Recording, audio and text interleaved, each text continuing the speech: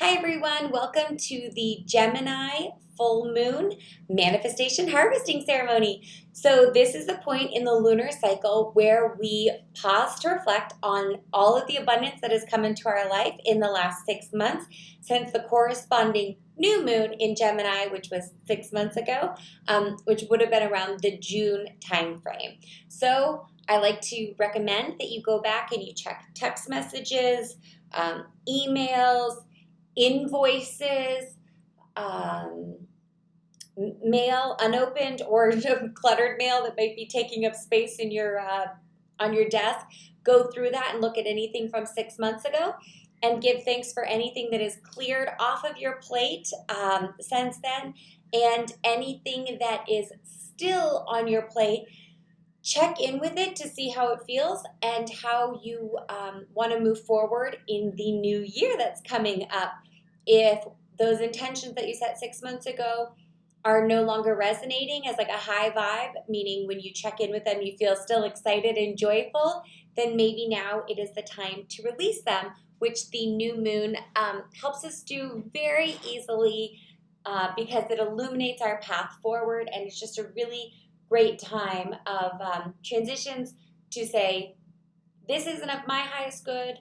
I'm ready to release this now and give it over to the universe so that the universe, or Mother Earth, can quickly transmute anything and take it off of your calendar, especially as this is the time in the Gregorian calendar, the annual year, where we are gearing up for a new calendar year and wanting like a clean, fresh slate.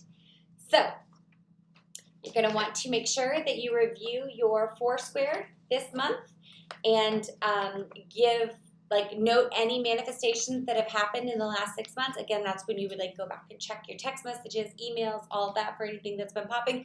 Or if you have your Foursquare and you've been doing it for the last 6 months, you would go find your Gemini full new moon and then on the back, do your reflections.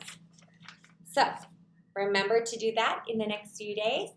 And then we're going to do a little, the little ceremony, like a quick intro on it. And then I will send you off on this year to just close it out. And I'll see you on the other side on 2020 and beyond. Okay, Gemini full moon, twin flames, igniting a fireball of unstoppable passion, pleasure, or playfulness. How did you two meet? It hits you like a tidal wave triggered by the aftershock of a first meeting or unplanned encounter. A feeling that rushes through your mind, races through your body, or courses through your soul that you simply cannot or dare not stop. You see it in their eyes, and they see it on your face, and you both feel it deep in your chest. A burning ember in your soul has suddenly burst into a fireball of passion, connection, or intangible, indescribable longing or desire. And you know that your life never can or will be the same after this serendipitous meeting. Well, nothing's ever set in stone. You can't seem to let it go. And the only place you ever want to be is near them, physically, emotionally, or spiritually. Meeting your twin flame, or soulmate as some people call it, can feel like a cataclysmic explosion you never want to emerge from. Whether you've had that moment of knowing when you met your twin flame or setting the intention to draw in a miraculous meeting, this moon's ritual will let your inner light shine bright so that you can experience a type of enduring love that epitomizes a divine union. So this Gemini full moon ritual is about understanding this idea of twin flame relationships. Some people differentiate between a twin flame and a soulmate, whereas more and more the two terms are becoming synonymous to mean a platonic, or they can mean a platonic relationship, but traditionally they mean a romantic relationship. Typically the term soulmate is referred to as a romantic relationship. Now more and more we're experiencing an elevated consciousness around this idea of soul families and meeting somebody that could be your soul sister, your soul brother, your soul mother, your soul father. An inner knowing when two souls connect, as if to say, in this lifetime, we're just friends, but this connection feels deeper and more grounded in a past experience. So our previous rituals this month have dealt with, or in the last 2 lunar cycles, have dealt with past lives and celestial portals taking us through different time-space realities. And so understanding the idea of a twin flame relationship or a soulmate can help us explain those, that sense of knowing when you meet somebody, or that sense of like grounded and peacefulness when you meet someone. I met my soulmate when I was 21. We jokingly say that it was an arranged marriage because one of my older brothers introduced us and literally said, "This is your future husband, this is your future wife, meet each other," and that's it. And we joked and laughed and thought nothing of it. But truly, it was one of those moments looking back where it felt divinely orchestrated. And the longer we are together living our lives and seeing things unfold, the more that moment seems preordained.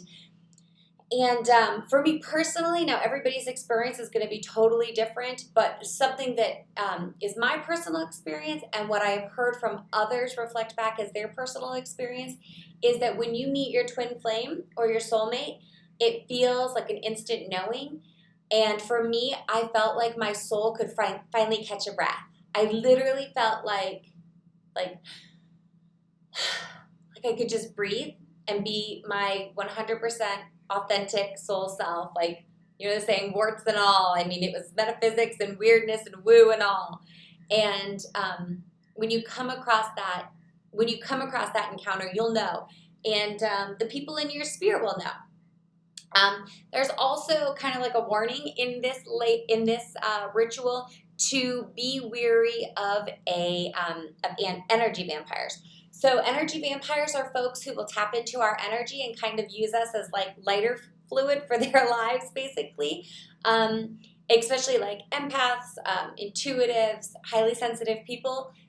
Energy vampires, you're pixie dust to them. They will just grab you and suck your energy. But only if you let them, because you have the ability to set up like strong protective barriers and strong boundaries. And so while you're conducting this ritual, be sure to do your due diligence with any new individuals that come into your life by meeting them in public spaces, maintaining your personal privacy until legitimate intimacy is established, and both fact-checking and background verifying any potential persons entering your sphere of influence, romantic or platonic. So a twin flame relationship or a soulmate relationship will genuinely begin with a totally serendipitous meeting and evolve organically. So a sense of calm and timelessness will pervade the encounter. So any kind of like false urgencies, demands on your time or behavior, or anything of a coercive nature indicate an undesirable match and not a soulmate or a twin flame. So just kind of be aware of that. There's some notes in the ritual where you can go and get more information on that. And then some other things that you can do during this time is meet an old friend for dinner, drinks, or a long drive where you can catch up on and cheer each other on this journey that we call life in the physical. And you can, and this is a great way to end the year, this is how we'll stop it, commit to turning your inner light up by making a proclamation to the universe that you will never dim your light to please others. So we attract what we want, we attract what we are, not what we want. And so the brighter your light shines, the more positive energy and lasting peace and prosperity you can bring forth in your corner of the world and your intimate relationships. So, and then, the brighter your light shines, like moth to a flame in the best sense, that two lights, merge as one, make the world brighter. Okay, I'll leave it there. Thank you so much for joining me at this Gemini full moon. Be sure to monitor your intentions, and I will see you at the next one. Love and light, Autumn.